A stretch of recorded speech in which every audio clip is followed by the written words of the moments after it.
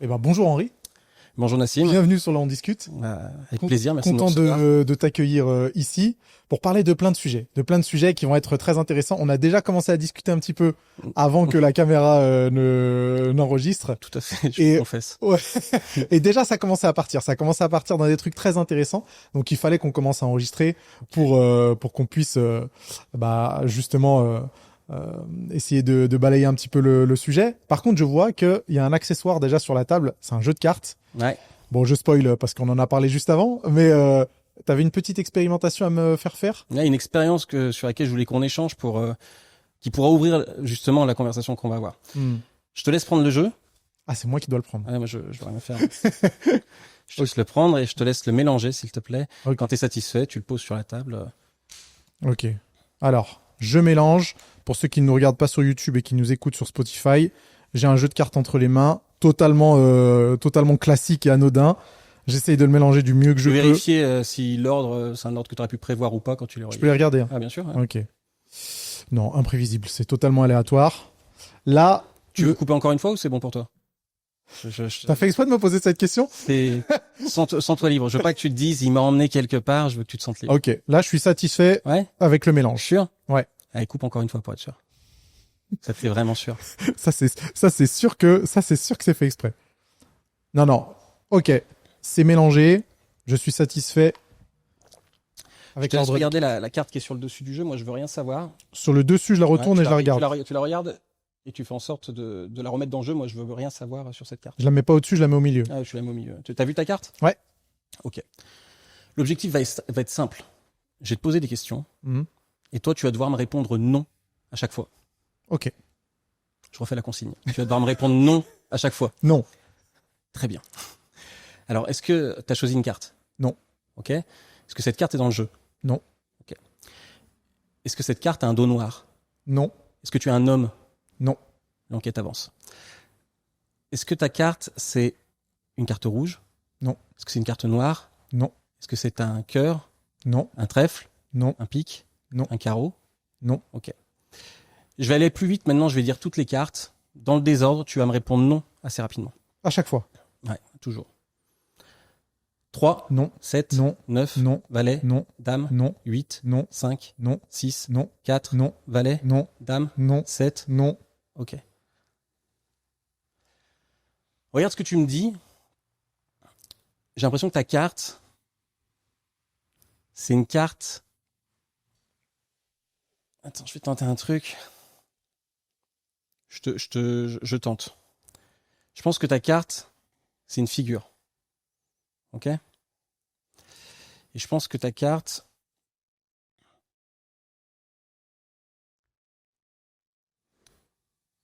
c'est du cœur. Non. Alors là, le jeu s'arrête. Hein. Je pense que ta carte, c'est la dame de cœur. C'est la dame de cœur? C'est pas la dame de cœur. Non? Non. C'était quoi? La dame de pique. Ah, non, parce que j'avais Ah, sur le j'en fait que étais sûr. ça se passe mal. J'en étais sûr. Donc pour ceux qui écoutent sur Spotify, effectivement, j'avais pris la dame de pique et Henri avait bien trouvé la dame de pique juste avec mes noms et les intonations, les expressions avec lesquelles je disais non, j'imagine. Non. Peut-être pas. Non. Non. Justement. C'est tout l'objet de l'échange qu'on pourra avoir, c'est de se dire, je suis magicien mentaliste et je me sers de ça pour faire des conférences, des formations. Mais ce qui est important de comprendre, c'est que ce que font les magiciens et les mentalistes relève d'un champ de connaissances qui n'est pas celui, on va dire, du commun, je vais pas dire des mortels, mais en Oui. tout cas des moldus, si on reprend le terme d'Harry Potter. Et ce qui fait que ce que je fais, j'emploie des techniques, des stratégies qui sont déguisées, qui font que là, en l'occurrence, j'ai pris un axe de présentation qui est mentalistique.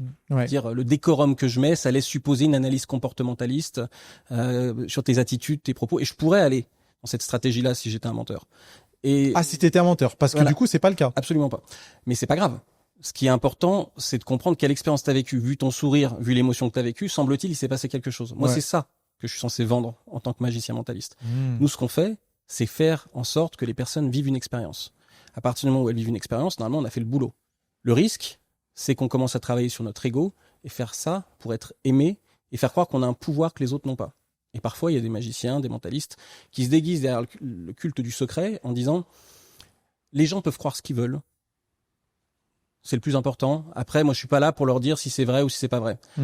Là, pour moi, c'est entre guillemets une erreur, je pense. En tout cas, même pas entre guillemets. Je considère que c'est une faute de faire ça, puisque faire ça, ça revient à créer dans l'esprit des gens des croyances performatives, c'est-à-dire des croyances qui changent leur perception du monde et qui font que eux peuvent croire que ce que je suis en train de faire, c'est lié à ton attitude, ton propos, les sourires que tu as fait. En plus, tout à l'heure, il y a eu des tels, si on peut dire, d'un point de vue poker. J'aurais pu imaginer que ça puisse m'orienter. Des tels, des TE2L, ouais, donc okay. des comme au poker, des indications, des indications sur ton mode de réflexion, quoi.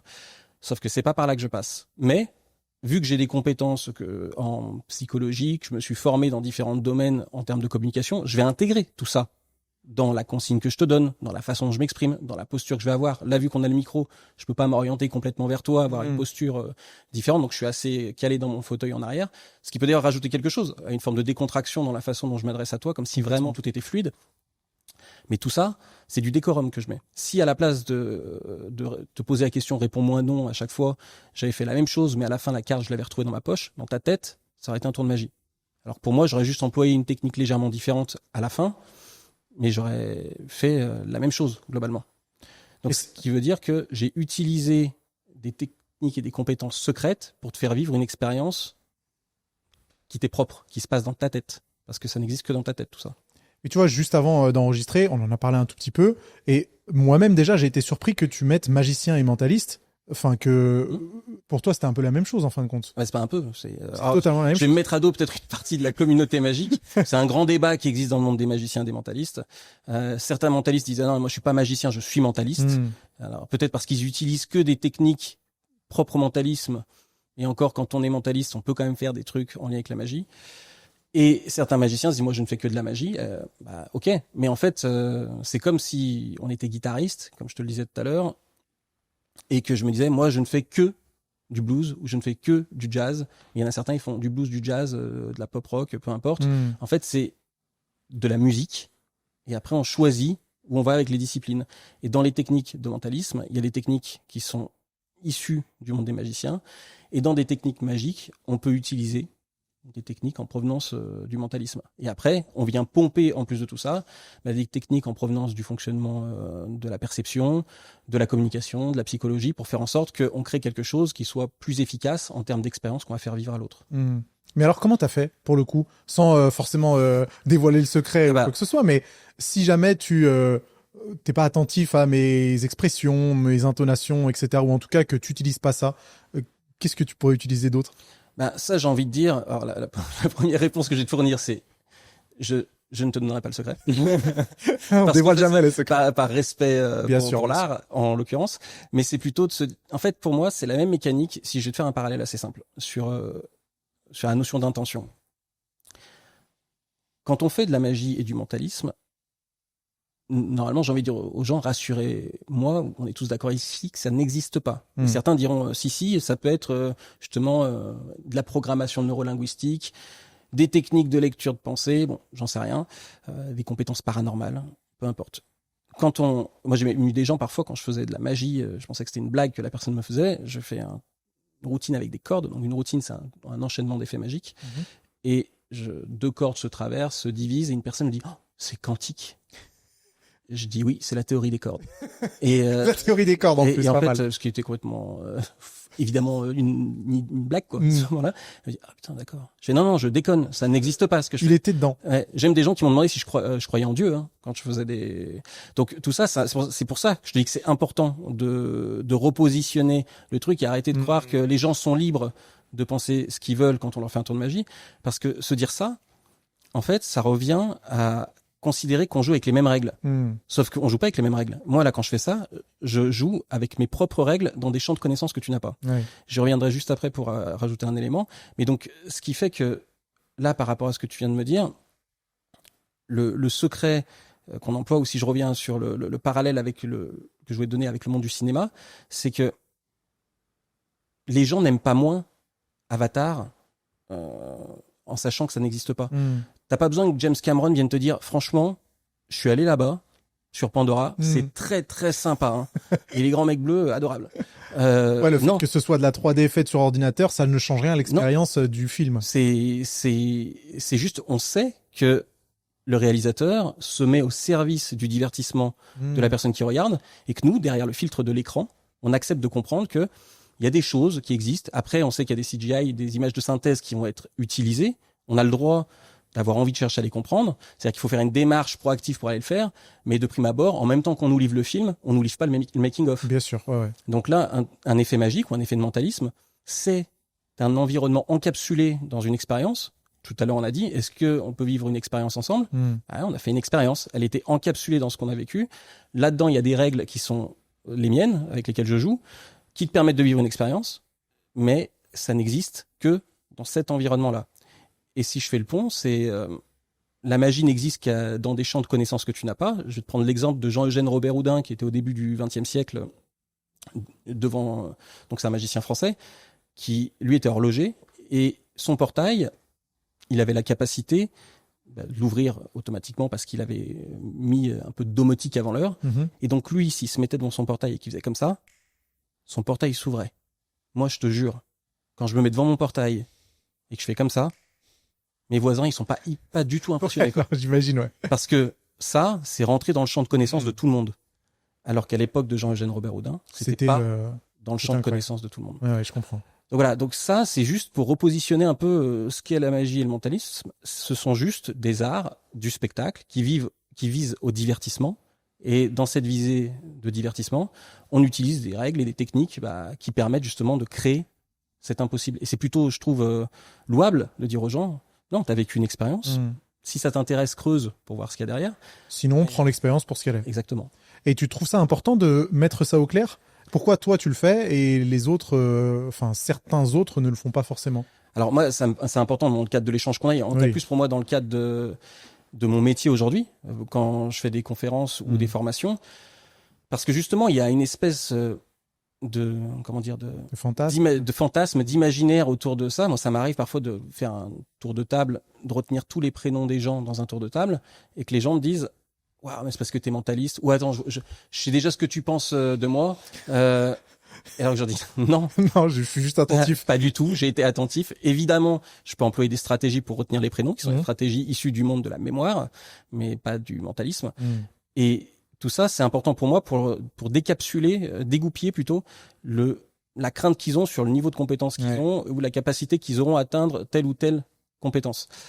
Et ça, pour moi, c'est un truc qui est essentiel. Après, à chaque fois, je vais pas débunker ce que je suis en train de faire avant de le faire. C'est juste que si les personnes me posent la question, j'ai besoin, pour moi, juste pour ça, c'est aussi ma posture de coach, de faire en sorte que je sois utile à l'autre. Je lui serais pas très utile si je mets dans sa tête des croyances qui viennent l'amener à prendre des décisions qu'il n'aurait pas prises s'il les avait pas eues, quoi. Et surtout si c'est moi qui vais les poser dedans. Typiquement, il y a beaucoup de mentalistes même de personnes qui font des expériences de séance, de voyance, et derrière, tu vas donner l'impression que, par exemple, un exemple tout simple, si je t'avais fait écrire le prénom d'une personne qui était chère pour toi, que c'est une personne que tu as arrêté de voir depuis un petit moment, et qu'à ce moment-là, en fait, on est en train d'échanger ensemble, je te fais la révélation de la personne, du prénom de la personne, je te dis, ça commence par quoi? Par c'est un S, c'est ça? Ok. Ah, c'était Sandra. Très bien. La prochaine fois que tu verras Sandra, pense à lui dire ce qui était important pour toi. Clac, si je fais ça, les gens, tu les souffles tellement avec la révélation, ils ont tellement l'impression, vu le décorum que tu as mis en place, que c'est vrai, derrière, ils pourraient être amenés à faire quelque chose. Ça, pour moi, c'est dangereux. En fait, c'est même pas dangereux, en fait, ça ne dépend pas de moi. J'ai pas du tout le droit, en fait, d'avoir ce genre d'action. Et certains se permettent de le faire. Parce que, justement, il y a une question, selon moi, par rapport à ce que tu disais, une forme d'ego, peut-être, je dirais. Je vais donner un exemple tout simple. Si t'es gamin, admettons, moi, c'était mon cas, j'étais un petit gros, qui était pas forcément bien dans mes pompes. D'un coup, on te file un pouvoir avec la magie. Le mentalisme était moins encore développé, on parlait surtout de magie mentale, qui te fait que d'un coup, les gens trouvent que ce que tu fais, c'est cool. Et parfois, tu peux peut-être associer ça à l'idée de se dire que les gens m'aiment peut-être à cause de ça. Et même à un moment donné, moi, je m'étais posé la question d'arrêter la magie, et vu que les gens, quand on me présentait, ils me disaient « Ah, mais il est magicien », je me disais « Putain, mais si je suis plus magicien, en fait, est-ce qu'ils vont continuer à m'aimer ?» Et ça, c'est une question qui m'avait un peu animé à un moment donné. Et en fait, tout ça, ça revient à la question de c'est quoi mon but dans la relation à l'autre? Et cet ego peut-être que j'ai développé en tant que magicien, en fait, il parle de moi. Et ça laisse supposer que je suis peut-être la personne importante dans l'effet magique, alors qu'en fait, je suis plutôt le catalyseur de l'effet. L'effet n'existe que dans l'esprit de l'autre. Et ce qui fait que logiquement, si tu arrives à créer une bonne relation, créer une situation de partage avec l'autre, il n'a pas vraiment de raison de pas t'aimer, quoi. Et donc ça veut dire que tu peux mettre ça de côté et juste, comme disaient certains magiciens, je crois que c'est Mir Emirovska, mais peut-être que je dis une bêtise, il disait, s'il y a un trucage, enfin s'il n'y a pas de trucage, c'est fort. S'il y en a un, c'est encore plus fort. Donc moi je suis plutôt de cet avis-là, si on me demande d'être clair sur le sujet, si on est dans un univers où je fais un effet magique et que j'ai pas besoin de dire quoi que ce soit, bah, je vais pas venir directement. Mais j'ai toujours glissé un peu dans mon TEDx, je le glisse un petit peu en le disant on est tous d'accord que ça n'existe pas. Quand je faisais j'avais un spectacle que je faisais sur scène où j'expliquais que tout ce que vous verrez ce soir, ayez conscience que ça se passe ici uniquement. J'aime bien poser ce qu'on appelle comme quand on fait de l'hypnose, donc là qui est une autre discipline, ce qu'on appelle des fusibles.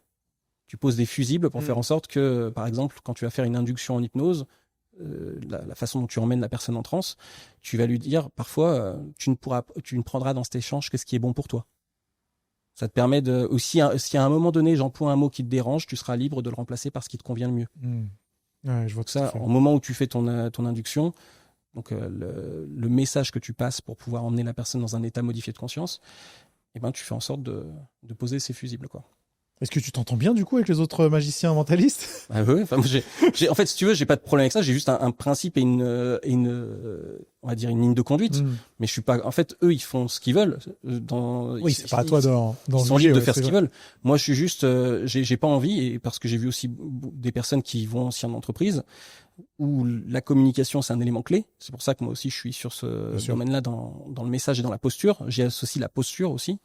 C'est cette idée de se dire que quand tu prends des messages en entreprise et que tu vas faire une intervention en tant que magicien mentaliste et que tu vas dire que ce que tu as fait c'est de la PNL ou que c'est je sais pas quoi et que derrière c'est pas ce que tu as fait, ben je trouve ça dommage, quoi. C'est trompeur et c'est pas ça qui permettra aux personnes d'acquérir les capacités qui leur permettront d'être plus efficaces dans leur communication, dans leur posture. Ah ouais, après, chacun fait comme il veut. Moi, c'est juste l'axe que j'ai pris parce que je ressens le besoin d'être utile dans cette démarche et que je vais être le plus transparent possible, quoi.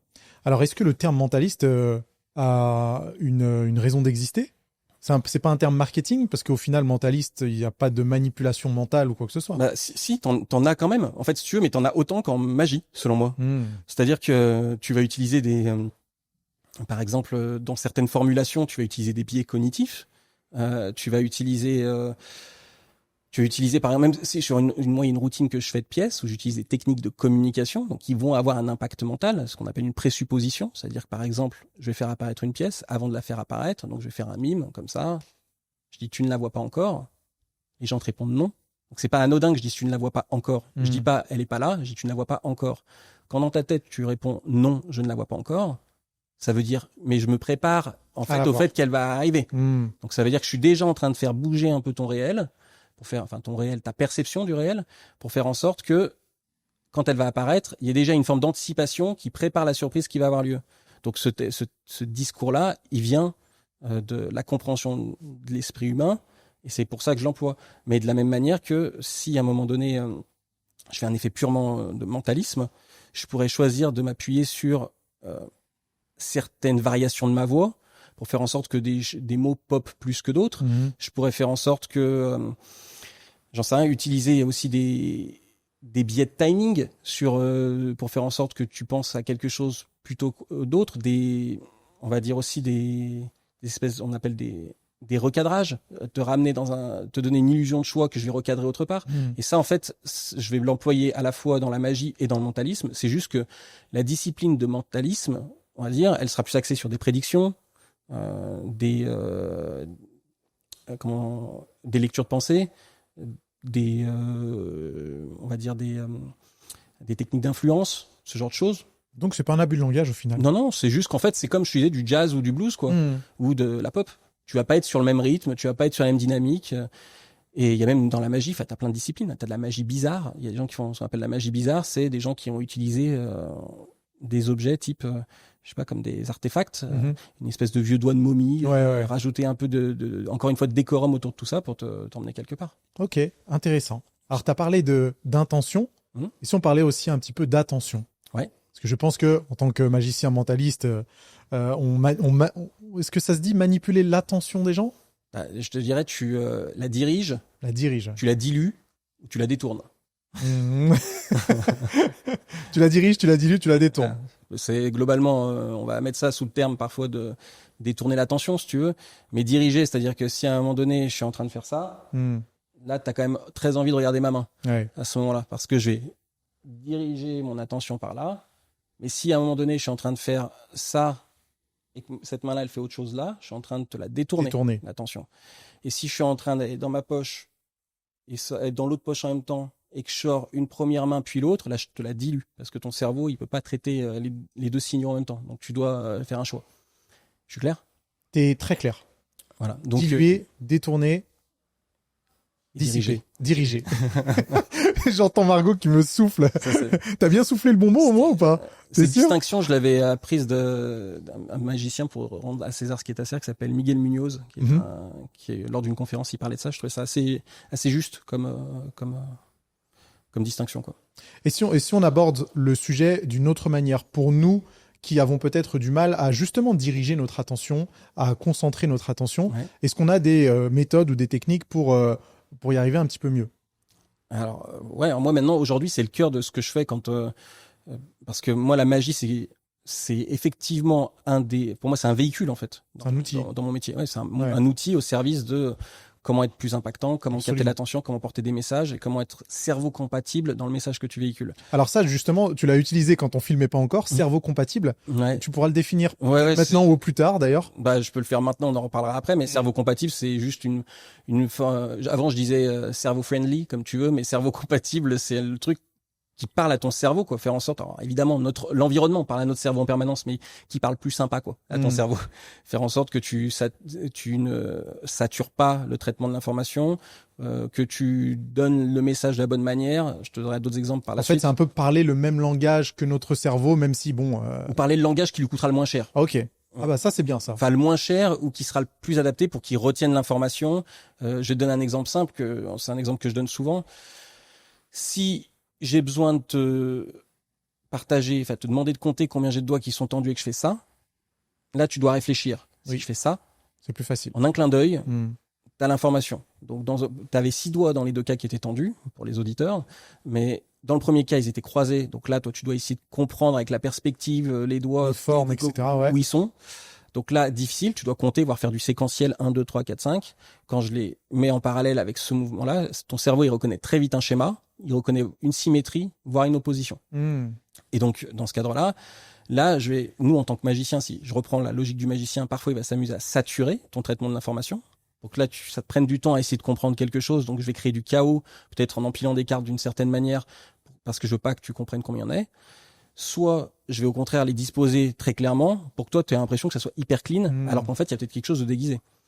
Donc ça veut dire que moi en fonction des situations, je vais faire en sorte de saturer ou désaturer ton traitement de l'information.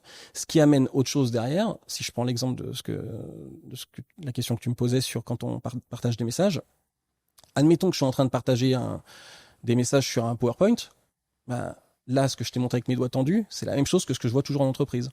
Des espèces de slides qui te tombent sur la courge, tu fais waouh! Et que tu mets 30 secondes à essayer de déchiffrer. D'un coup, t'écoutes plus la personne, c'est comme si elle avait disparu dans une zone invisible et les gens l'écoutent plus. Et ils sont en train de lire ce qu'il y a sur les supports. Parce qu'en entreprise, on me dit, ou en formation, d'une manière générale, on me dit c'est bon, je suis pas là pour faire de la déco, j'ai pas le temps de mettre des animations, on n'est pas au jardin d'enfants.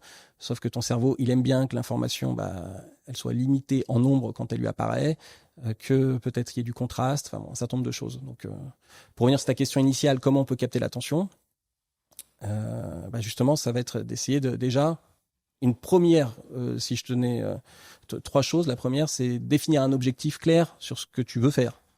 Ce qui est d'ailleurs un problème pour les gens quand ils voient un tour de magie, ils savent pas où on va.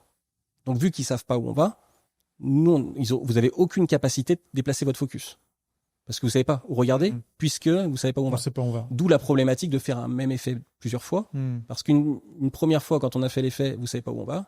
La deuxième fois, vous dites, ok, il va là-bas, donc je vais regarder peut-être autre part. D'où le fait que parfois certains magiciens font 2 fois le même effet, mais pas avec la même méthode. Comme ça, les gens ils font c'est toujours aussi impressionnant. Je l'ai pas vu venir.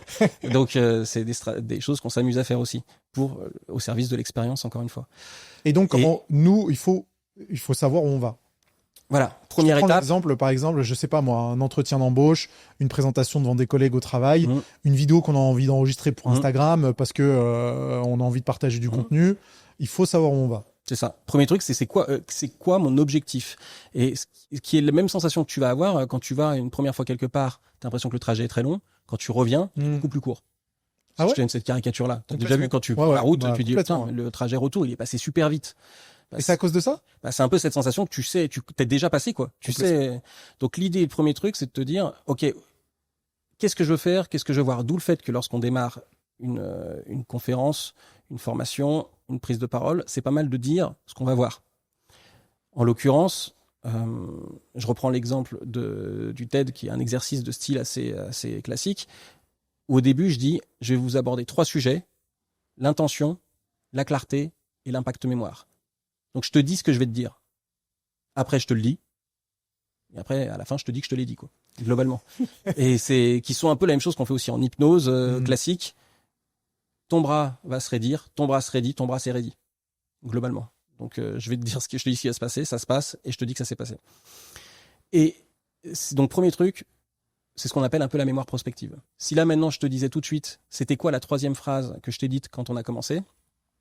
Bah là, t'es dégoûté. Surtout si je te dis que je vais te donner 500 balles. Oh, là, t'es dégoûté. Ouais. Alors qu'en réalité, si au début, je t'avais dit, à partir de top départ, à la 3e phrase que je te dirais, il faut que tu la retiennes parce que je te donnerai 500 €, je peux te dire que ton focus, il va être bien déplacé. Ah là, elle aura été enregistrée bien comme au bon endroit. Ouais. Donc là, premier truc, savoir où je vais devoir porter mon attention. Donc, quel est mon objectif? Alors, comment ça se traduirait concrètement? Bah toi, par exemple, si tu fais une présentation, si tu veux capter l'attention, aujourd'hui, on va avoir ces 3 sujets. Les gens, ils savent à quoi ils vont s'attendre. Et en plus, s'ils ont besoin de prendre des notes, ils vont savoir globalement où ils en sont, à quel endroit, dans le premier thème ou dans le deuxième thème. Typiquement, moi, quand il y a un support que je partage, tu as souvent les thèmes qui apparaissent. Tu vas avoir un truc soit qui zoome et qui dézoome. Donc, tu vois, admettons qu'il y a 3 sujets qu'on va voir. 1, 2, 3. On voit les 3. On zoome sur le premier. Ouais. Après, on revient en arrière. On revoit encore les 3 pour dire on a fait ça. Maintenant, on va aller ici. On a de nouveau vu ensemble avant de comprendre que sur le détail. C'est la trajectoire qu'on prend et on en est là. Okay, donc, premier truc, ça va être ça. Deuxième étape pour capter l'attention, être clair. Faire en sorte que ce que tu dis... C'est facile à dire qu'à faire, non? Ah bah, c'est clair. Clair. C'est clair. Faire en sorte d'être clair dans ce qu'on dit. Donc, la phrase de Boileau que j'aime beaucoup, ce qui se conçoit bien s'énonce clairement et les mots pour le dire arrivent aisément. En gros, faut être clair. Faut que tu captes ce dont tu veux parler, que tu le malaxes, que tu le mâches. Le meilleur moyen de le faire, c'est d'en parler. Plus tu as malaxé un sujet, plus tu peux le clarifier, plus tu peux le simplifier. Donc, d'abord, créer de l'attention, donc donner la direction, ce qu'on appelle aussi ce que je t'ai dit tout à l'heure, la mémoire prospective, la mémoire du futur. Je t'ai dit où on allait aller, donc tu sais où tu vas pouvoir déplacer ton focus. Deuxième étape, je clarifie le sujet. Et après, dans cette démarche-là, dans la clarification, je vais faire en sorte pour capter encore un peu plus ton attention, de mettre à la fois des choses qui vont toucher ta mémoire sémantique, donc la mémoire du mot, du sens, ta mémoire épisodique, quelque chose qui va taper le contexte, c'est-à-dire quelque chose qui va toucher ton histoire de vie, entre guillemets. Là, tout à l'heure, ce que tu as vécu tout à l'heure avec les cartes, c'est quelque chose que tu as ancré, entre guillemets, dans on va dire ta timeline, mais ta chronologie de vie dans un moment que tu as vécu, quoi. Complètement. C'est d'où le même exemple qu'on donne systématiquement. Si je te demandais ce que tu as mangé il y a le 17 mars, tu saurais pas. Par contre, si je te disais où tu étais le jour du 11 septembre, tu sais. Tu sais. C'est vrai. Donc ça, c'est ce qu'on appelle la mémoire épisodique. Et procédurale, après, je vais te faire des trucs. Je vais faire en sorte, la mémoire procédurale, c'est le fait de faire, de répéter. Donc, je capte ton attention en te donnant de la direction, je clarifie le message, je travaille un peu sur ce que tu ressens, ce que tu comprends et comment tu le fais. Et après, je vais faire en sorte de rappeler le truc qu'on a vu pour que toi, tu aies cette sensation de progresser itérativement aussi, de te dire, en fait, j'avance. Est-ce qu'un message clair, c'est un message simple ou c'est pas forcément une bonne analogie à faire? Pour moi, c'est un message simple, mais qui n'est pas simpliste. Ce que je veux Ok. dire, c'est, Ouais. moi, il y avait une personne avec qui je travaillais en entreprise qui a fait, faites simple. Ouais, vas-y, fais simple. Mais derrière ce fait simple, c'est, fait simpliste, quoi. Et ça m'a toujours dérangé parce que, en fait, c'est pas parce que, enfin, un sujet complexe, c'est pas grave, quoi. Mais j'aime bien cette idée qui dit simplifier, c'est mettre de l'ordre dans la complexité, quoi. Donc, c'est comment tu fais dans un truc qui est une espèce de méli-mélo incompréhensible. Tu te dis, bon, c'est quoi l'axe qui me permet de piger où je vais. D'ailleurs, il y a un bouquin qui est hyper intéressant là-dessus qui s'appelle Ces idées qui collent. Et ou en anglais, je crois que c'est Make It Stick, si les gens cherchent dans l'une ou l'autre des langues. Et dans ce bouquin, ils expliquent en fait un certain nombre d'éléments qui permettent de rendre un message plus impactant, quoi. Pour faire en sorte que ça soit plus clair dans la façon dont tu vas l'ancrer dans ton esprit. Ok, donc simple, mais pas simpliste. Simple, mais pas simpliste. C'est comment tu redescends on va dire, à la substantifique moelle du truc pour dire, voilà, c'est ce sujet-là. Et après, pour un peu que t'aies besoin de le complexifier, bah, tu vas y aller itérativement pour que les gens, tu les embarques. C'est ce qu'on évoque aussi qui est dangereux dans les messages qu'on passe, le syndrome de l'expert. Ouais. Où les gens parlent d'un truc, ils ont complètement zappé que l'autre en face, il n'était pas à leur niveau. Et parfois, ils le font involontairement parce qu'ils ont juste envie, soit d'avoir l'air compétent. De flatter leur ego. Ouais, flatter leur ego. Et ils se disent juste que l'autre en face, s'il leur explique de manière trop simple, ben, en fait, le risque, c'est qu'ils aient l'air de pas être si malins que ça. Ouais. Alors qu'en fait, c'est vachement plus glorieux qu'un enfant de 6 ans comprenne ce que tu racontes. Ouais, complètement. Je suis totalement d'accord. Est-ce que tu fais appel à d'autres techniques ou méthodes, par exemple dans ton TEDx, pour capter l'attention et pour que ton message soit délivré de manière plus efficiente, entre guillemets? Alors ouais, il y en a plein. En fait, dedans, si je le détricotais, en fait, il y a plusieurs choses déjà. Et donc un truc qui se voit pas quand on le regarde, c'est le fait que les messages n'apparaissent que lorsque je veux. C'est-à-dire que j'ai une télécommande dans la poche sur laquelle j'appuie, qui fait en sorte que le message ne va apparaître que lorsque je l'ai dit. Donc c'est-à-dire que je vais dire ce que je veux dire. Une fois que c'est fait, j'appuie sur le bouton de la télécommande pour que ça apparaisse, de telle sorte que ça donne aux gens un point de repère de là où on en est, mais qu'ils lisent pas les slides parce que c'est fini en fait. Je leur ai déjà dit. C'est juste un moyen donc ça réactive leur attention parce qu'à un moment donné je suis en train de parler et d'un coup il y a un truc qui bouge. Donc comme tout bon être humain, un lapin pris dans des phares va regarder un truc qui bouge. Forcément, on est attiré par ça. Exactement. Donc on a envie de regarder. Donc ils regardent et après ils disent bon, bah, en fait, pourquoi pas. Deuxième élément, c'est des supports qui sont plutôt sombres. Parce que quand tu as un support qui est plutôt sombre, bah, tu te détaches mieux dessus. Si tu as un support hyper blanc, bah, toi, tu as intérêt à être vachement brillant pour en sortir. Pour te détacher sur le support. Donc un support plutôt sombre, c'est pas mal. Et ce qui fait même parfois quand tu prends la parole et que les gens sont en train de regarder derrière toi le support, bah, faire en sorte que tu noircisses ton écran. Ok. Donc là, il y a sur PowerPoint, les gens qui utilisent, t'appuies sur B et ça met black. L'écran devient tout noir et vu que l'écran s'éteint, d'un coup les gens ils ont envie de te regarder quoi. Et après ça peut être des relances simplement par des questions. Tout à l'heure on parlait des prénoms. Moi ça m'arrive d'utiliser des stratégies très simples qui sont juste si je vois une personne qui est moins attentive pour une raison ou une autre. Admettons là Margot était pas attentive sur quelque chose, bah là d'un coup là elle est devenue attentive. Mais alors que je suis pas en train de m'adresser à elle. Sauf que je suis en train de te parler et je balance une info qui n'alerte pas du tout les autres, mais qui, moi, quand je vais le faire, par exemple, assez simplement, je vais dire, imaginez tout à l'heure, si on revient sur la question que nous a posée tout à l'heure Jean-Michel, ou Étienne, ou Liliane, ou Kilou, non, Kylian, ou Lilou, j'en sais rien, ou Ahmed, ou Josie, peu importe, je n'ai pas de génération particulière dans les personnes que je forme. Quand tu dis ça, si on revient sur la question de tout à l'heure, de Josie, clac, je suis en train de parler aux autres, mais Josie qui était peut-être sur son téléphone ou qui était en train peut-être de faire autre chose. Là, ça ou parce que moi je veux que ce message-là, elle l'entende, elle va l'entendre. Après, il y a des questions de proxémique, donc quand tu te rapproches des gens, qui permettent de créer une forme de poids physique, surtout que moi je suis grand, donc ça choque en plus. Quand t'es en train de parler, d'un coup juste tu te déplaces et tu te rapproches, les gens ils sentent qu'il se passe quelque chose, t'es pas obligé de le dire. Ça c'est pas anodin que j'utilise les prénoms aussi. Les prénoms, pour moi, ça crée un lien juste humain. C'est pas une connexion stratégique initialement. C'est juste si je m'adresse à toi en disant Nassim, bah, c'est beaucoup plus simple que de dire machin, mettez s'il vous plaît, des chevalets. Il y a des personnes qui vont me dire, moi, j'ai pas du tout la capacité à retenir les prénoms. Chez la plupart des gens, c'est juste parce que quand on se dit bonjour, dit bonjour, bonjour. Et en fait, on tourne la tête, ou on se les dit, mais bonjour Henri, bonjour Josie, bonjour. Et en fait, en 2 secondes, on est déjà passé à l'autre personne. Typiquement, ce que tu peux faire, c'est une espèce de boucle auditive. Déjà, quand on te donne un prénom, bonjour Henri, bonjour Henri. Et ça te permet de mieux mémoriser certains trucs, quoi. Ok. Avant le podcast, je t'ai montré un petit peu les questions que je voulais aborder. Et il y en avait une, la deuxième, je crois, c'était mot pour mot. Est-ce que tu as 3 ou 5 règles qui nous permettraient d'obtenir ce que l'on veut à chaque fois, lors d'une discussion, lors d'une interaction, etc. Et tu as repris de manière très... comment dire tu as très bien repris le fait que c'était pas ton boulot, toi. C'était pas ton boulot de trouver des règles pour, entre guillemets, manipuler les gens. Moi, je cherche pas à obtenir des gens ce que je veux. Et ce qui est très bien.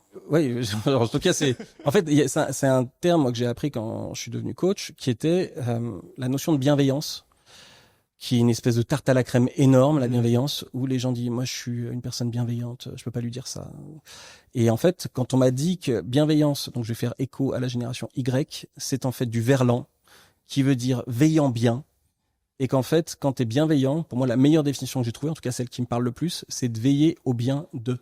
Et donc, veiller au bien d'eux, c'est de comprendre quel est l'objectif de l'autre, quel est son besoin, et moi, après, je vais faire en sorte de mettre en place peut-être des stratégies, alors tu pourrais appeler manipulatoire, mais pas plus qu'un kiné. Un kiné, il fait de la manipulation de muscles pour faire en sorte que le muscle, il reprenne sa position. Donc, la manipulation, c'est juste le fait de faire en sorte d'emmener quelque part sur un chemin. C'est pas forcément péjoratif. Exactement. Donc moi, après, si la personne, je connais son objectif, qu'elle me le donne et qu'elle est claire sur le fait que je veux l'emmener, que je l'emmène là-bas, c'est ok. Eh ben, je vais faire en sorte de veiller au bien, à son bien, en apportant, en mettant en place les éléments qui lui seront utiles, mais jamais à son insu. Et en fait, moi, je te dis ce que je fais et je fais ce que je te dis, quoi. Je fais pas des trucs déguisés en tant que magicien. Je fais des trucs déguisés. Mais parce que le deal qu'on a, c'est un contrat tacite, qui est de dire, un contrat secret qui vise à dire, on est d'accord que je t'emmène là où je veux pour du divertissement. Donc, c'est le concept. C'est de base, en fait. C'est-à-dire que sinon, je t'emmène nulle part. Ouais. Mais hors magie, le problème, c'est de le faire à l'insu de... Ah ouais, pour moi, ça, c'est une tendance manipulatoire. Et souvent, quand les personnes te parlent justement, j'ai eu un échange avec une personne récemment dans une soirée réseau qui me disait, ah, mais moi, les mentalistes ou les magiciens, j'aime pas du tout parce que ils essayent de nous emmener quelque part, c'est tordu. Et en fait, je dis, non, on est d'autant plus honnête. Parce que nous, on te dit qu'on est en train de faire ça. Moi, je me rappelle quand j'ai commencé à m'intéresser il y a 20 ans en arrière, 20 ans en arrière, j'avais lu le bouquin de Beauvois et Joule qui s'appelle Petit traité de manipulation à l'usage des honnêtes gens. Et ma femme, elle me disait, pourquoi tu lis un truc comme ça? Tu veux embarquer les gens sur là où tu veux? J'ai dit non, au contraire, je veux conquérir le monde en manipulant tout le temps. Minus et Cortex. Désolé pour les refs qui ne sont pas valides pour les nouvelles générations. Mais c'est l'idée au contraire, moi j'essaye de comprendre, le truc qui m'éclate, c'est de comprendre comment fonctionne le monde. On pourra en reparler juste après, si tu veux, c'est que la magie, en fait, c'est une discipline qui vise à les maîtriser toutes. On reviendra là-dessus juste après. Donc l'objectif, c'est de faire en sorte, quand tu es en train de partager un message, d'emmener une information qui va être utile à l'autre, et pas plus, pas moins, quoi. Et moi, je m'intéresse à ça pour faire en sorte que je comprenne comment on fonctionne, mais nous, en tant que magiciens, ça nous sert pour créer le meilleur effet. Bien sûr. Mais par contre, c'est beaucoup plus dangereux, je trouve, dans la pub, dans les médias, chez les politiques, qui eux te le disent pas, qu'ils sont en train de faire ça. Il y a aussi toute une grande veine, là, aujourd'hui, où on parle du neuromarketing et tout, qui est hyper intéressant. Moi, ça m'éclate. Neuromarketing. Ouais, il y a des personnes qui parlent comment mettre en place du marketing qui est basé sur le fonctionnement de notre perception. Mais c'est utilisé, tu as des cellules dans plein de sociétés qui font en sorte de créer des pubs qui sont les plus efficaces d'un point de vue cognitif, la façon dont on traite l'information. Et c'est la même manière que fonctionnent les réseaux sociaux.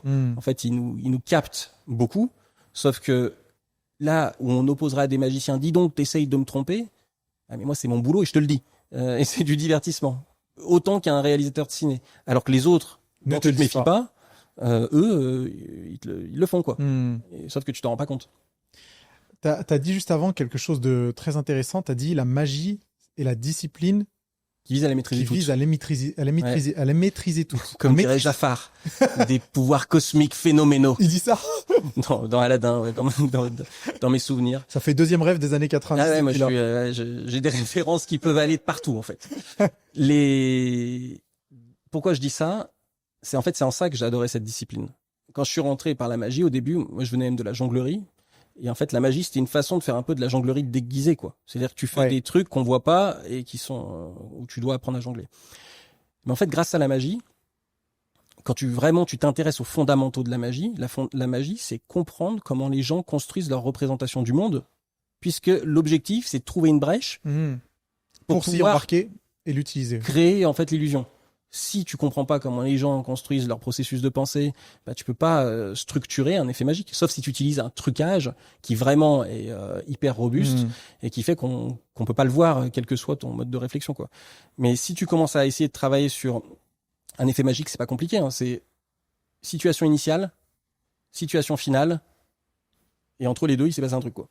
C'est-à-dire qu'au début, t'as une pomme, à la fin, c'est une orange.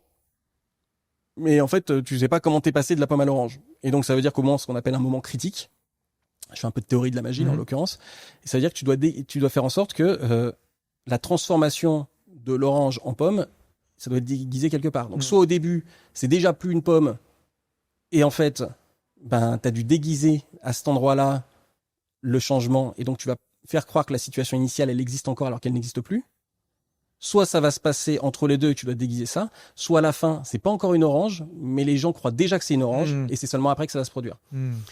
Et donc ça, pour faire ça, tu dois travailler sur ta structure et sur la façon dont les gens comprennent le monde. Donc si je reviens un peu plus loin, en plus en arrière, c'est comme ça que je me suis rendu compte que j'allais m'intéresser peut-être un peu plus à la cognition, donc la façon dont on réfléchissait, à la mémoire, à la prise de parole. C'est comme ça que je me suis intéressé après à l'hypnose, que je me suis formé en hypnose, que après je suis devenu coach parce que je me suis intéressé aussi au questionnement, à la façon dont on pouvait faire bouger les lignes dans notre perception du monde.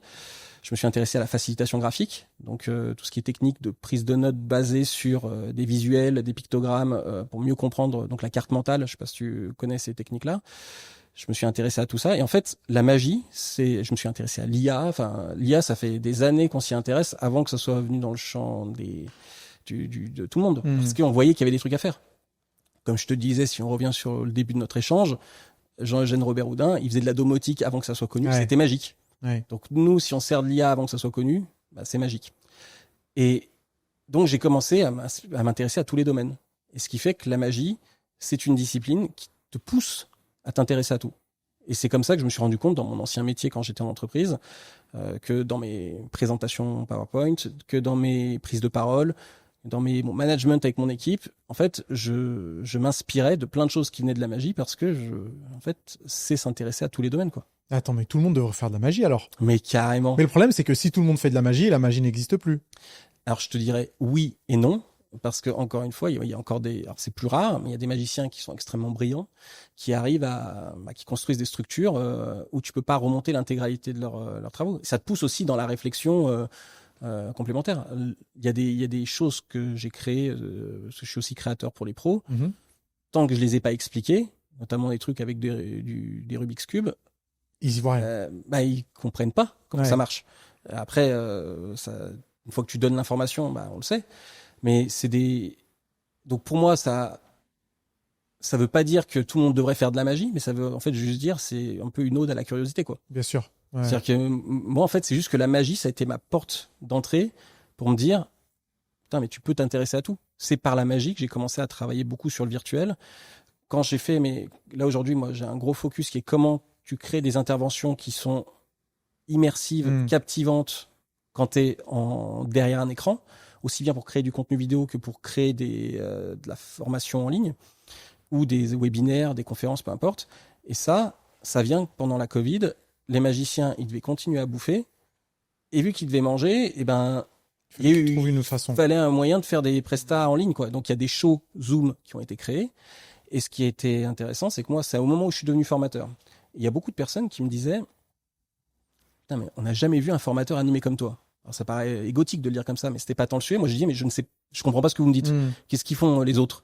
Alors, c'est sûr, si tu prends juste ton PowerPoint et que tu partages ton écran et qu'on voit tes narines en gros plan ou qu'on ne voit pas, ça va pas le faire. Bah, c'est sûr que c'est pas hyper engageant. Moi, en fait, le premier truc que j'ai fait, c'est que j'ai commencé à animer debout.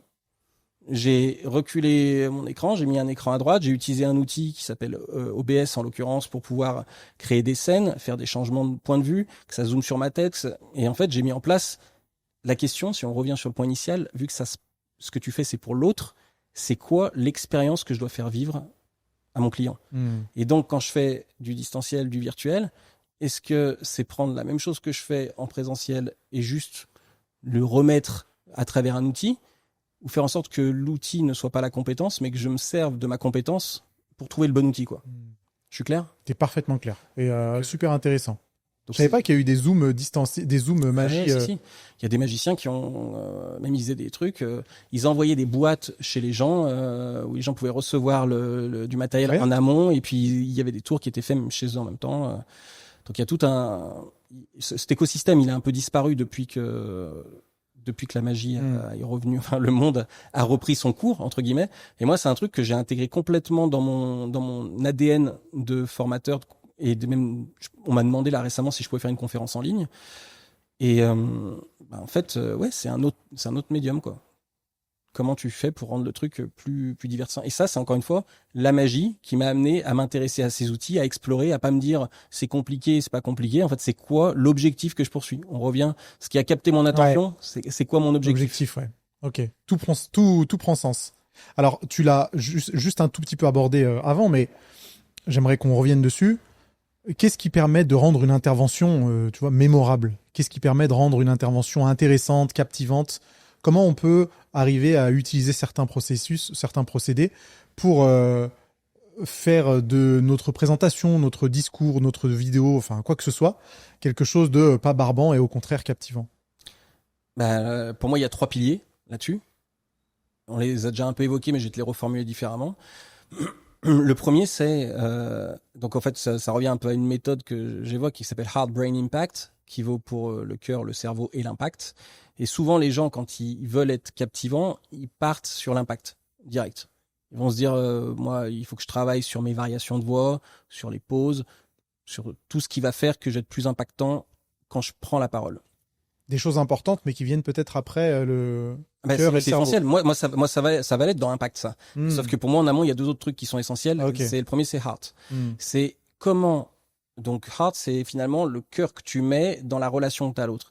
C'est comment je comprends que l'autre est un autre dans sa singularité et qu'en fait, finalement, il est urgent que je collabore ou que je coopère avec lui parce qu'en fait, je ne comprends pas le monde tel qu'il est, mais je le comprends tel que je suis. Et donc, toi, par exemple, tu vois ce qui se passe derrière moi. Moi, je vois ce qui se passe derrière toi. On a tous les deux une meilleure vision du monde si on coopère. Parce que moi, tout seul, je vois pas tout. Donc déjà, bien comprendre que toi, tu es dans ta singularité, quelqu'un qui est différent de moi, et que ce qui m'amène à justement pouvoir me dire, dans la relation que je vais avoir avec toi, la meilleure des actions, c'est de me mettre dans une posture où je vais faire en sorte de m'intéresser à la façon dont tu comprends le monde, comment tu fonctionnes, comment moi je peux m'ancrer dans mes pompes. C'est tout le travail que j'évoquais tout à l'heure en tant que coach, c'est de comprendre qu'en fait, je peux prendre une posture qui fait que je suis OK avec qui je suis là où je suis. Et ça veut juste dire, en fait, un peu la phrase classique qui dit « Soyez vous-même, les autres sont déjà pris ». Globalement, c'est le cas. Voilà, t'y vas et en fait, t'essayes de comprendre que t'as une singularité. Et quand tu vas voir l'autre, c'est tu vas adopter une posture tournée vers je veux te donner quelque chose. Je suis pas en train de venir chercher quelque chose. C'est par exemple quand je suis venu faire ce podcast, je sais pas à quoi m'attendre. Je sais juste que là, moi, je suis dans une posture, tu vois, je donne tout ce que je peux donner dans la démarche où s'il se passe quelque chose, il se passera quelque chose, mais c'est la posture de celui qui donne quelque chose parce que là, j'ai rien à perdre. Donc, comment je vais faire pour adopter une posture où je vais préparer les trucs de la meilleure manière pour comment je vais délivrer, me mettre en relation avec toi pour que ça te soit utile et comment je développe une intention qui est tournée vers toi ou vers l'objectif que tu poursuis. Tu penses que l'intention, elle est primordiale? Pour moi, l'intention, elle est essentielle. Elle préside à l'action, direct. Je te donne un exemple tout simple, parce que parfois, sinon, t'as un décalage entre ton intention et ton action sans t'en rendre compte. Exemple simple, que je partage régulièrement. T'as déjà vu peut-être des gens qui vont écrire sur un paperboard et qui prennent un feutre, et le premier truc qu'ils disent, c'est « Excusez-moi, j'écris comme un cochon ». Pour moi, ça, c'est symptomatique en fait d'un écart entre l'intention et l'action. C'est-à-dire que si tu vas vers ton paperboard pour écrire pour que l'autre comprenne, pourquoi tu me parles de toi? C'est-à-dire que là, à ce moment-là, tu es en train de te poser la question, qu'est-ce que je vais penser de toi ou quand tu es en train d'écrire sur le paperboard? Si véritablement tu as une intention tournée vers moi et que tu n'es pas en train d'attendre une forme de reconnaissance, peut-être inconsciente, hein, tu vas réfléchir et modéliser ce que tu veux me présenter. Et après, quand tu vas écrire peut-être en majuscule, ce qu'on apprend en pensée visuelle et en facilitation graphique, pour faire en sorte qu'à 10 mètres à peu près, avec des lettres de 3-4 cm de haut, ça soit lisible. Et vu que c'est écrit en majuscule, eh ben, tu vas dépasser la problématique de quand j'écris en minuscule, j'écris mal. Donc ça, si véritablement tu vas au paperboard avec l'intention que je comprenne ce que tu écris, bah, j'ai pas besoin d'avoir cette phrase. Et logiquement, quand tu y vas, tu as déjà réfléchi à ce que tu voulais me partager. Ouais, je comprends totalement. Ouais. Donc pour moi, c'est ça, cette notion d'intention. La deuxième étape, brain, que je t'évoquais, c'est je dois comprendre comment je construis des messages. C'est déjà comment je structure ma pensée et mes idées. Je reviens sur la notion de carte mentale. Donc déjà, je dois agencer et structurer ma pensée. Et donc faire des choix. Vas-y, dis-moi. Et ça s'improvise pas. En fait, ça s'improvise, comme je te le disais tout à l'heure. Si tu as suffisamment mal axé le sujet, tu peux réaccéder aux propos de manière efficace. Parce que tu as l'habitude. Mais tu seras encore plus efficace si tu le prépares. C'est juste, typiquement, je peux prendre la parole de manière assez simple sans avoir préparé sur des sujets que je connais, parce que je les ai mal axés. Le TEDx, il était préparé au cordeau. Ah, il t'apprend par cœur. Parce que là, il n'y avait pas le choix. J'ai mis en place une stratégie particulière pour l'apprendre. Donc, deuxième étape, c'est je comprends je structure ma pensée. Je fais des choix sur ce que je veux partager, ce que je veux pas partager. Et après, je vais architecturer des supports qui vont faire en sorte que je puisse, lorsque je te les partage, être pas trop chargé. Avec des animations pour faire en sorte que l'information n'apparaisse que quand je veux te la partager. Avec du contraste pour faire en sorte que lorsque je t'ai partagé une animation, une information, la suivante qui apparaisse, l'autre devienne plus sombre pour que tu me suives et que ça décale ton attention au fur et à mesure. Et faire en sorte que là-dedans, je vais venir créer de la variété avec peut-être des moments où je parle, des moments où je te fais vivre une expérience, comme je te disais tout à l'heure. Est-ce que je tape sur ta mémoire sémantique, je te donne de la clarification avec des mots, procédural, je te fais faire des trucs, ou épisodique, je te fais vivre quelque chose.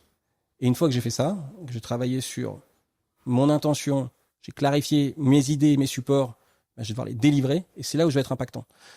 Exemple, je reviens sur une phrase toute simple que tu pourrais dire à quelqu'un. Nassim, j'ai besoin de toi dans mon équipe. Okay ? Si je travaille sur ma prise de parole, je pourrais peut-être faire des variations de voix, travailler sur mes pauses. Tu comprendras ce que je vais te dire. Nassim, j'ai besoin de toi dans mon équipe. Ouais. Si j'ai réfléchi à mon intention, et admettons que mes supports, ça soit mes doigts, en l'occurrence, et que le premier truc que je veux que tu comprennes, c'est que c'est moi qui ai besoin de toi, parce que c'est ça mon intention, je vais peut-être te dire, Nassim, j'ai besoin de toi dans mon équipe. Si je veux que tu comprennes que c'est vraiment de toi dont j'ai besoin, je vais te dire, Nassim, j'ai besoin de toi dans mon équipe. Si je trouve que tu as un peu tendance à faire ta life dans l'équipe, je vais peut-être te dire, Nassim, j'ai besoin de toi dans mon équipe. Et ça... La même phrase a eu... La même phrase avec des tempos, des gestes, donc des supports différents. Donc, comment j'utilise mes gestes, comment j'utilise ma voix, comment j'utilise mes pauses. Il faut faire attention où on les met, parce que, tu vois, c'est cette phrase simple qui dit j'ai peur dès qu'on m'observe. C'est pas la même chose que j'ai peur dès qu'on m'observe ou j'ai peur dès qu'on m'observe. C'est pas tout à fait le même sens. Pas du tout même. Pas du tout. Ouais, pas du tout. Voilà. Et on l'entend directement. Voilà. Donc ça, c'est savoir quelle est ton intention, quelles sont les pauses que tu vas faire. Après tes gestes, quand tu es à l'oral, par exemple, tu vois, j'utilise mes gestes régulièrement. Je fais pas du bruit avec mes mains. C'est-à-dire, je vais te passer un message, je vais te montrer deux choses. On va passer d'un point A à un point B. S'il y a une croissance, elle va être comme ça. Là, la croissance que je fais, j'enlève ce qu'on appelle des barrières mentales. Tu t'en rends pas compte parce que c'est un peu, on va dire, déguisé. Mais si moi, je te dis, tu vas voir, cette année-là, on va faire une progression de ouf.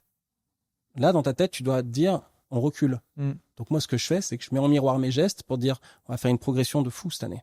Pour que mon sens de lecture, il soit le bon. Comme ça, t'as même pas besoin de te poser la question, est-ce qu'on avance, est-ce qu'on recule? Si tu vas voir, là, cette année, on va aller vers un futur incroyable. Je suis quand même en train de reculer, quoi. Ouais. C'est inconscient, mais si moi, je peux t'économiser ça, pourquoi pas? Donc, intention, structuration des idées, clarté dans ton support pour pouvoir être compatible avec ton cerveau.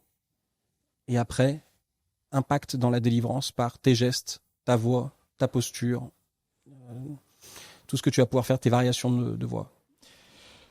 Mais Henri, ça paraît tellement évident et clair quand tu nous le dis. Mais je sais pas quoi te dire. Tant mieux si c'est le cas. C'est parfaitement clair, c'est évident, tu vois. Mais comment on apprend ça? Ça paraît carrément vital de pouvoir connaître toutes ces notions, toutes ces nuances pour pouvoir s'exprimer, etc.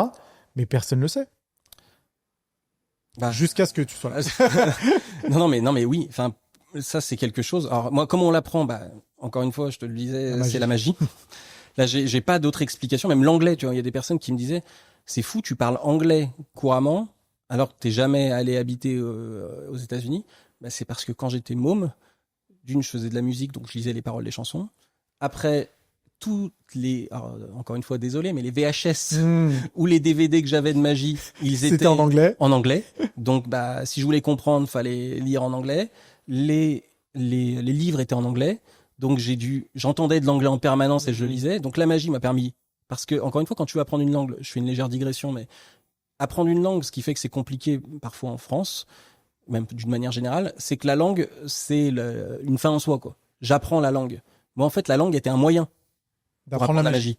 Donc, en fait, il n'y a pas le choix. Moi, je voulais l'info derrière. Donc, ça veut dire que si je voulais l'info derrière, il fallait que j'apprenne la langue. Donc, pour moi, déjà, un bon moyen de faire ça, c'était d'avoir un objectif derrière, qui était d'apprendre la magie. Donc, j'ai appris les langues. Et la magie, après, m'a ouvert plein de domaines. Mais ce dont je me suis rendu compte, c'est que ça, que ce soit à l'école, en entreprise, le cœur des problématiques, c'est pas moi qui l'ai inventé, ça, c'est la communication, quoi. Le rapport que tu as au monde, le rapport que tu as à toi-même, le fait qu'il y a des gens qui vont écouter ou qui vont me voir, qui vont se dire, lui, je l'aime pas du tout. Et j'en suis désolé, et j'ai préféré qu'on m'aime bien, mais je suis OK avec ça, quoi. Je peux pas faire...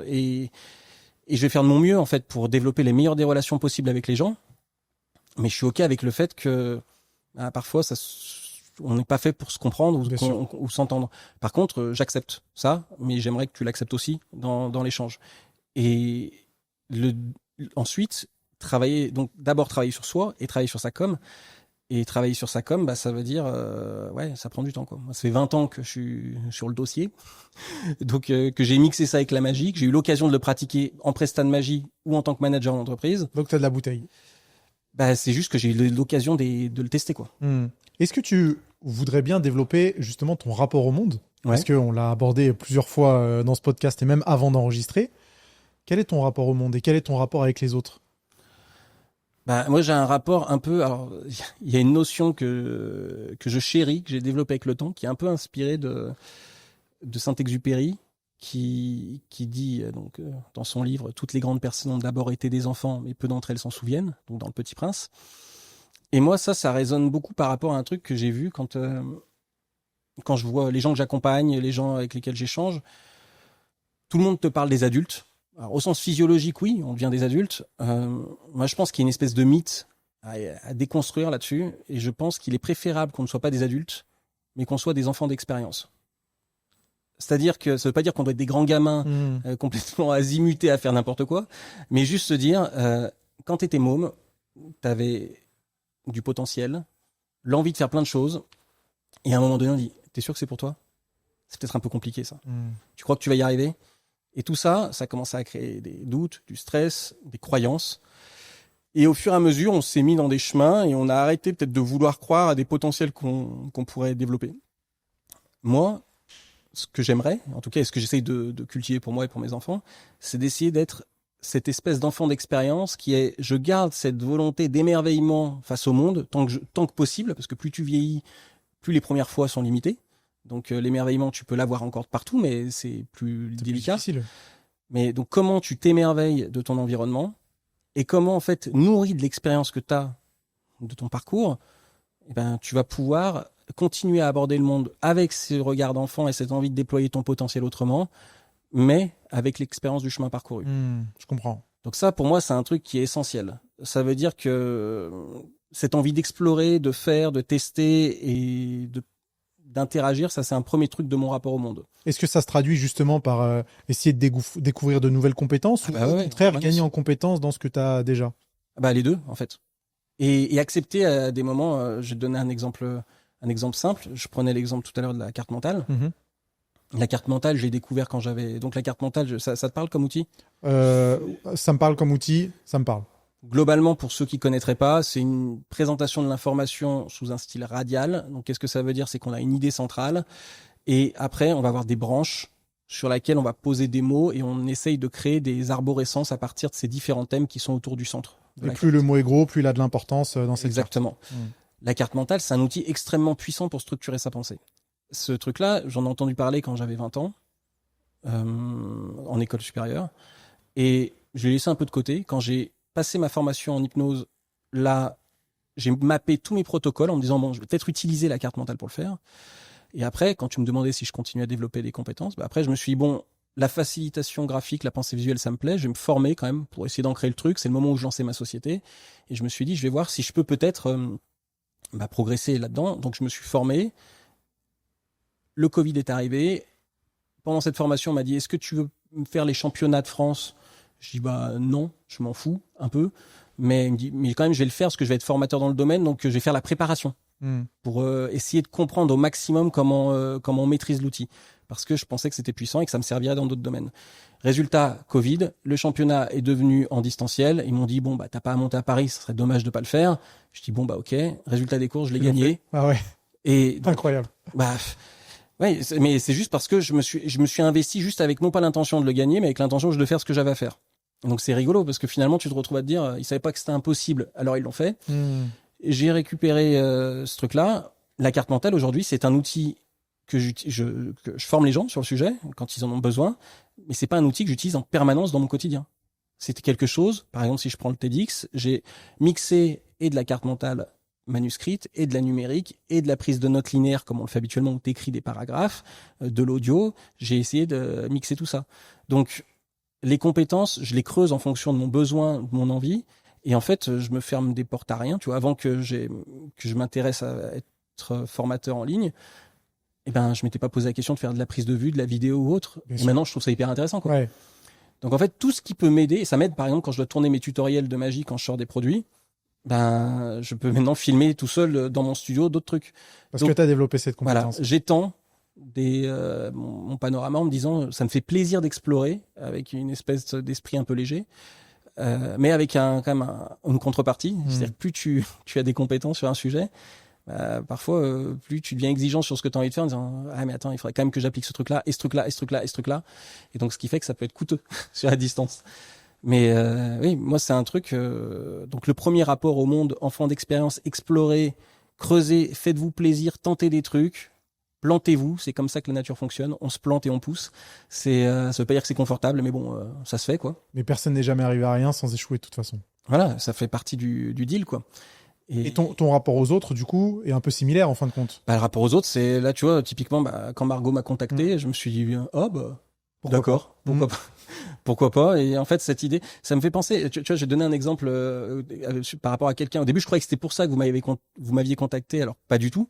Vous aviez reçu Christophe Hague. Oui, absolument. Et j'ai une histoire rigolote avec lui sur. Ça va être en fait pourquoi je partage cette anecdote. D'une, parce que je trouve qu'elle est intéressante d'un point de vue entrepreneurial et qu'elle est intéressante qui va éclairer la question que tu me posais sur le rapport au monde. Christophe, c'est une personne dont j'avais entendu parler à plusieurs reprises. Moi, je voulais intervenir à un moment donné à l'EM Lyon dans le cadre de mon travail et j'avais jamais trop eu la possibilité de rentrer dans les codes. J'avais pas de piste parce qu'ils ont beaucoup d'intervenants et j'arrivais pas à trouver de porte d'entrée. Un jour, j'étais en déplacement, je suivais une formation, j'animais une formation vers Paris. J'étais dans un hôtel Ibis, paumé quelque part, à table, tout seul, avec ma petite salade. Et j'avais pris mon téléphone pour regarder si je pouvais mettre quelque chose. Et là, je voyais une conférence de Christophe Hague qui faisait une conférence sur la surprise. Non, je suis pas sur la surprise, c'était le bouquin d'avant, c'était sur la chance. Et dans cette conférence, à la fin de la conférence, donc moi je connaissais pas du tout ce qu'il faisait à ce moment-là. Je réécoute la conférence, je trouve ça intéressant. Il dit 2 trucs qui m'ont interpellé. La première chose qu'il évoquait, c'était lorsque tu as un problème, c'est intéressant de te poser la question dans une deuxième langue pour faire en sorte que tu le simplifies. Parce qu'en général, dans ta langue maternelle, tu as tendance à complexifier le propos, alors que si tu te poses la question dans une deuxième langue, au final, tu as tendance à simplifier le problème et peut-être trouver des réponses plus facilement. Et il a dit une deuxième chose qui était, à la fin, donc je suis dans mes locaux à l'EM, je suis en train de finir ma conférence, et il expliquait que dans l'année, il utilisait la logique du Yes Day. Je sais pas si ça vous parle. Yes Day, non? Ouais. Yes Day, il y a donc un film qui était sorti comme ça où les enfants, un jour, peuvent demander à leurs parents tout ce qu'ils veulent. Et les parents disent oui à tout. Chose que mes enfants m'ont déjà demandé. Requête à laquelle je n'ai jamais accédé à ce stade. Il n'y a pas encore de Yes Day alors. J'ai vu les conséquences dans ce film-là. Je n'ai pas accepté la proposition. Sait-on jamais. Et lui, il disait, j'ai 52 demi-journées dans l'année durant lesquelles, quand on me propose quelque chose, je dis oui.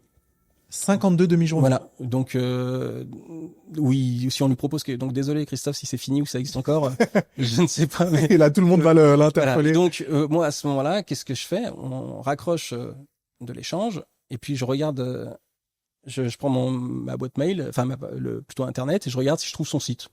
Il y a un formulaire contactez-moi. Et là, je lui dis, l'intitulé du mail, Is this a yes day? Donc, en anglais. Et je lui mets, j'ai rien à t'apporter, je sais pas pourquoi je te contacte, mais je me dis que j'ai trouvé que tu avais l'air sympa dans l'échange, j'aimerais bien peut-être qu'on se rencontre. Ce serait peut-être l'occasion que tu me parles de ce que tu fais, je te parle de ce que je fais, je trouve que j'ai l'impression qu'il y a un truc qui peut être intéressant. J'envoie une bouteille à la mer, quoi. Et même une fois que tu as envoyé le mail, tu te dis, quel drôle de ouais. Qu'est-ce qui m'est arrivé? Voilà. Et donc j'ai fait ça. Ah, c'est vraiment une bouteille à la mer pour le coup. Et 2 jours après, je reçois un message de Christophe, ou peut-être 2 jours, je sais pas exactement le timing. Je me rappelle encore de la date où il me dit bonne nouvelle Henri, on se retrouve le 13 juin. Donc pas exactement formulé comme ça, mais globalement c'était le 13 juin, on se retrouve, passe à l'EM. Je suis passé à l'EM, donc l'école de management de Lyon. Je vais le voir, on a pris un café. Et le matin, j'étais avec un autre pote entrepreneur. Je me dis mais putain, qu'est-ce que je vais foutre là-bas? Pourquoi je vais aller le voir? Qu'est-ce que je vais lui raconter? Et après, je me suis mis dans l'absolu. Au pire, on va se voir, on va se dire, je suis désolé, mais ça ne m'intéresse pas trop. Et au revoir. Et après, qu'est-ce qui se passe? Si t'es dans une posture, encore une fois, de relation qui est juste sympa, qu'est-ce qui va se passer? Rien se passer de très grave, ouais. Donc, on s'est vu, on a échangé. Il m'a demandé, on a fait un réel sur un truc sur les émotions. Et il m'a recontacté après pour que je fasse une intervention dans un de ses cours sur l'intelligence émotionnelle, où je faisais le lien avec la magie, la perception et ainsi de suite. Et voilà. Mais c'est parti. C'est magnifique. D'un coup de bol, je suis quelque part tout seul et je transforme ça. Et donc on est tous à un pas de switcher quelque chose. On est tous un petit mail envoyé dans un hôtel Ibis. À une poignée de main d'une personne. C'est génial. Et voilà. Donc ça c'est globalement mon rapport au monde. Se dire, je suis plutôt quelqu'un de casanier quand même globalement. J'aime bien être chez moi, ma famille. Mais quand je rencontre des gens, j'aime bien la rencontre, j'aime bien découvrir les choses qui se passent. Je peux te donner une autre anecdote? Ah, bien sûr. Qui est assez marrante dans le même état d'esprit. Avec ma femme, après notre mariage, on est parti à New York. Et donc, on devait visiter New York. Et à un moment donné, je lui dis, tu sais, j'ai pas forcément envie d'aller voir tous les monuments. On en a vu quelques-uns. Moi, je veux bien juste me balader. Tu vois, on se paume dans les rues. Et on se retrouve à un moment donné dans le quartier de Chinatown. Et on arrive dans un parc. Et dans ce parc, il y a une personne qui s'assoit à côté de moi. Et puis, je sais pas, donc, je regarde les gens jouer. Ils jouent aux dames chinoises et tout. Et je regarde la personne à côté et je lui fais, juste pour savoir, est-ce que vous avez l'impression que c'est vraiment une population chinoise américanisée ou c'est une enclave de la Chine dans New York? Un mec qui me regarde un peu, surpris. Et je dis, et donc il me dit non, c'est vrai que ça fait plutôt, c'est quand même un peu une enclave de la Chine dans New York. Enfin, c'est sa réponse. J'ai pas d'analyse sociologique sur c'est ce qu'il m'a répondu. Et j'ai dit, ah ok, d'accord. Et donc vous êtes du coin là et tout? Il me dit, ouais, moi je suis New-Yorkais. Ok. On continue à discuter. Enfin, moi après, je viens du Canada et je suis arrivé récemment. Et à la fin, il me dit, enfin, moi en fait, j'ai pas de papier, mais je pensais que vous étiez de l'immigration. C'est pas vrai. Donc au fil de l'échange, plus t'échangeais avec la personne, t'en apprenais juste parce que je m'intéressais à lui et qu'en fait, il a compris que j'étais juste là. Que t'étais pas une menace. Donc j'étais juste là pour échanger. Mais c'est incroyable. Donc c'était rigolo, quoi. C'est ce genre de trucs qui peuvent que j'aime bien. Juste parce que t'as pas voulu avoir ce programme, tu vois, déterminé où t'allais voir des monuments, mais plutôt de te laisser un petit peu porter par ton intention. Ouais. Donc ça, c'est mon rapport aux autres. Et après, j'ai un rapport à l'esthétique, quand même, qui est important pour moi, en tout cas. C'est quand je crée quelque chose, j'ai aussi un rapport j'ai envie d'y mettre quelque chose qui soit une espèce d'élégance. C'est-à-dire, j'ai un rapport donc ce qui me rend un peu rigoureux, exigeant sur ce que je fais. C'est ce que j'appelle un peu l'esthétique de l'efficience. C'est un concept qui implique un truc initial. Alors j'ai des concepts que j'ai développés à des moments dans ma tête qui s'appellent l'homéostasie programmée. L'homéostasie, c'est quoi? C'est la capacité qu'a un être vivant à maintenir son état à moindre coût, globalement. Comment je me maintiens sans trop dépenser d'énergie. Et moi, je la programme, celle-ci. C'est-à-dire que au début, je suis prêt à me dépenser très fort pour que plus tard, ça me coûte moins, quoi. Donc l'homéostasie programmée que j'évoque, ça va de pair avec ce que j'appelle l'esthétique de l'efficience. C'est-à-dire que, par exemple, pour faire mon studio tel que je l'ai fait aujourd'hui, j'en ai bavé. J'ai changé, j'ai commandé des caméras, des machins, j'ai switché, j'ai tout redémonté, j'ai tout refait, ça m'a pris un temps de fou. Mais maintenant, c'est fluide de chez Et aujourd'hui, j'appuie sur des boutons et je lance les trucs. Donc aujourd'hui, ça me coûte rien en énergie, mais je l'ai payé.